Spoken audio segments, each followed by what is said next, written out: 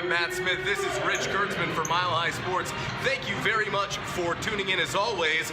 Well, today, Rich, the road team finally did not win in this series. The last 4 games in this series, the road team has won, and today CSU knocks off the Buffs 72-63. And from Jump Street, the Rams really brought the energy, Rich. They really did. This was the most energy I had seen out of the Rams all season long. You know, they had jumped into games with terrible energy, just completely stale from the start. That was not the case today. I asked JD Page about that. He said that the guys were ready to go before the game, and they really showed that energy on the defensive end and on the rebounding glass. They took the 14 rebound advantage in the game. CSU, they were ready to play. CU, they put up a good fight, though, in the first half as well. They did put up a good fight in the first half, but yesterday in practice, Tory Miller with an injury. It has not been officially disclosed as what it is, but it's a lower body injury, and he is out indefinitely. Now, that was a big blow for the Buffs, obviously. He's a big part of what they do. He's a big senior leader on this team, and he will now most likely miss the rest of the season, according to what we've heard so far in early reports, and that's a big blow. But, like we were just talking about, I believe since he's only played in 6 games this year, it's less than 30%, and you can apply for medical redshirt. And we were just talking, Clavell did that. Gian Clavell did that 2 years ago. He played in 7 games. He broke his wrist in practice too, interestingly. He was able to apply for that medical redshirt. So that's good for Troy Miller. Without Troy Miller there, Nico Carvacho was on fire. He was a beast in the first half specifically. He had 9 rebounds before halftime. He also had a career high 4 blocks in the game. Nico Carvacho did. This was a huge game for him, even though he sat for a lot of the second half. Deion James, D2 transfer from the JUCO level, he had 10 rebounds himself. CSU made a concerted effort to get the ball down low and not settle for too many three-pointers in this game. That really paid off for them. And they actually pushed their lead to 17 points at one point in the second half. But CU came back with your boy, McKinley Wright. Yeah, 11 points in a minute 27 in the second half. All 11 points in the second half were scored in a minute and 27 seconds for McKinley Wright. Really impressive. After the game, I asked Tad about him. He said, McKinley is the least of our concerns tonight. We had juniors and seniors that didn't step up and play. And boy, George King and Naaman Wright were those 2 guys that really struggled tonight for Colorado. I believe King tonight from the field, 3 of 13. His previous 2 games had made 18 of his last 26. CSU did a really good job. Che Bob's a man. I mean, this is a strong dude, and one of the few guys at that size, in my opinion, that can go one-on-one with George King. And that was a matchup that we were interested to see coming into this one. And the Buffs, like you said, get dominated on the glass, and that's the story tonight. Tad Boyle very upset, but he said he didn't really, this opportunity's gone. He didn't really buy into the whole, we'll go back, look at the film, get better. No, this is a missed opportunity for Colorado. They're now 6-1 on the season. CSU back to 4-4. Right. And the Rams once again defend their home court, Rich, and a big, big win for CSU, who has Arkansas and then Oregon on the road, both of those games next. Yeah, they had to get to 4-4, and Larry even said after the game, they could have fallen to 2-5 before this game if they wouldn't have come back against Winthrop. They were down 14 in the second half against Winthrop. It was able to come back. Now they're 4-4. They've righted the ship, so to speak, by doing so, by playing Larry Eustace's way of basketball.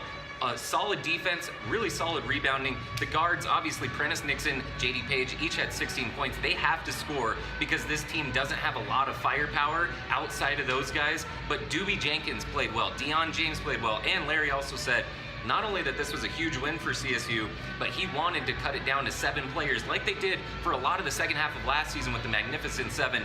And he got the right guys on the court tonight. They played very well. This was a huge win. JD Page said it as well. And Prentice Nixon, after the game, said this was the most complete game that Colorado State had played all year, and that they want to go back to the drawing board and look at the tape and even put together a more complete 40-minute game against Oregon and Arkansas, which are going to be incredibly difficult to play in the next couple of games here. Yeah, well, CSU has to, because right now tonight they played against a team that just didn't have anyone in the front court, to be quite honest. Lucas Seward, who played in this game, really, I don't even think was going to if Torrey hadn't gotten hurt just yesterday. So he was only about 75-80%. He kept trying to go in practice this week, did not play in that second half, could not play. They didn't want to re-injure it, obviously. Now without Torrey, his role and his importance for the rest of the season is huge. Redshirt freshman Dallas Walton gets the start for the Buffs tonight, and that's big for Colorado because that's another freshman that they have to find a way to implement into their rotation. So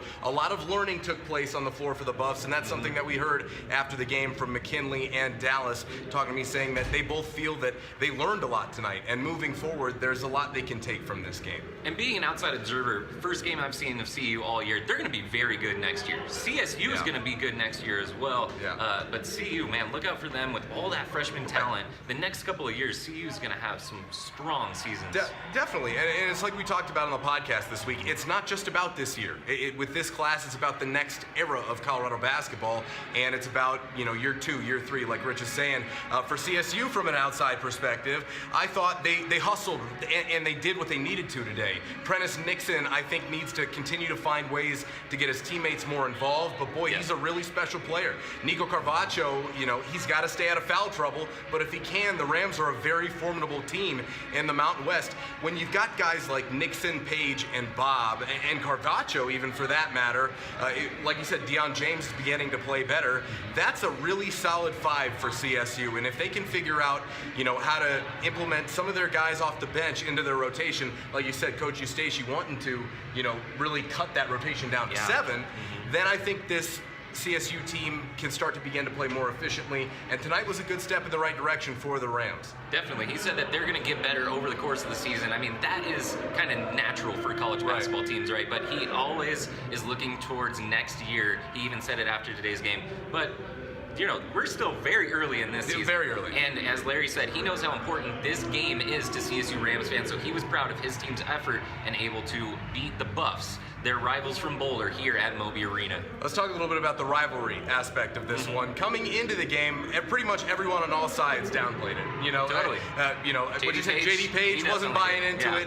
None of the CU guys were talking trash. But I think today was actually a good step in the right direction of maybe rebuilding the foundation of what this rivalry was about. It was chippy in here today. It was scrappy. And there was even a couple of moments where there were players diving on the ball. We thought there may be a fight, Rich. Yeah. Yeah, at the end of the game, it was kind of a tough angle to see from press row, but I think Tyler Bay fell on Nixon or JD Page after the whistle, and that's where the tempers flared up. The fans were very upset. The CSU Rams bench was upset. Nothing ended up happening, but were the fans upset? That feeling. Were the fans upset? We couldn't tell, Rich. They were saying chanting some sort of chant. Just a little profanity. That's all. I do not say is okay. Keep it classy out there, CSU. Come on. Matt Smith, Rich Kurtzman. This is another edition of the Rocky Mountain Showdown, and CSU comes out on top. These teams were very even coming into this one. In the last 12 years, they had split this series 6-6. The Rams now take the 7-6 advantage. They are also the first home team to win in this series in 5 years. And for CSU, they next go to Arkansas. And for the Buffaloes on Wednesday, I believe they welcome New Mexico to the Coors Event Center, which is a huge game for them. They'll be able to get back to practice, have a few days to figure out how they're going to recoup for the loss of Tory Miller-Stewart, I should say, and move forward here. As always, we really appreciate you tuning in. Thanks, guys. Follow him on Twitter at Rich Kurtzman. I am at Real Matt Smith. That's Matt with 1 T. And as always, at Mile High Sports for all your Buffs and Rams coverage. Until next time.